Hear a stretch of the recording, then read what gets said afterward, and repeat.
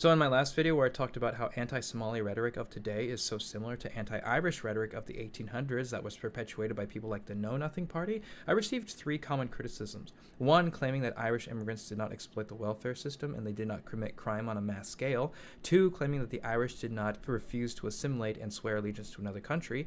And three, that the Irish did not send money back to fund terrorism. However, after looking at this over the past day, they did two and a half of those things. Regarding welfare, well, there was no welfare system in the United States in the 1800s when the Irish were coming during the famine. However, because of the famine, Irish immigrants were more likely to be malnourished than immigrants from Germany or Italy, for instance.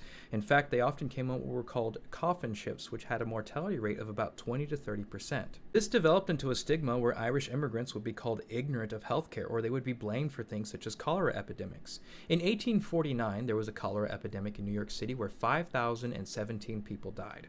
40% of those deaths were Irish immigrants. Irish immigrants were disproportionately more likely to fall prey to injury because of the jobs they worked, as well as to simply just die from illness. In fact, there was an illness called the Irish fever, an epidemic typhus fever, because it was believed that the Irish were causing it. The cholera epidemic that I mentioned earlier was blamed on the Irish because they were Catholic, because they drank alcohol, or simply because they were poor. In the 6th Ward of New York City, which was 70% Irish, the death rate was triple that of the rest of the city. So again, the Irish didn't necessarily exploit welfare, they just simply died. For the Irish, poverty was relatively common, and it was also combined with difficulty finding employment, because during the 1850s until around the 1900s, it was common to see job listings that would say no Irish need apply. You would not be hired or even considered for a job if you were Irish. In response to this, many Irish street gangs formed, such as the Dead Rabbits, the Plug Uglies, and the Wyos, which later transitioned into more organized crime, with groups like the White Hand Gang,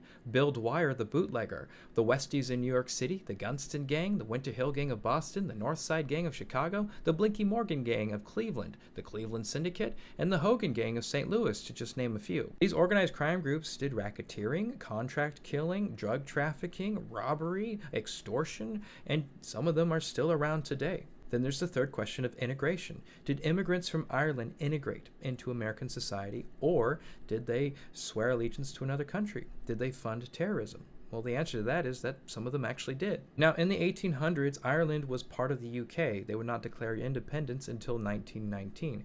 And during this time, there was a group based in the United States known as the Fenian Brotherhood, who would later become known as Clan na Gael.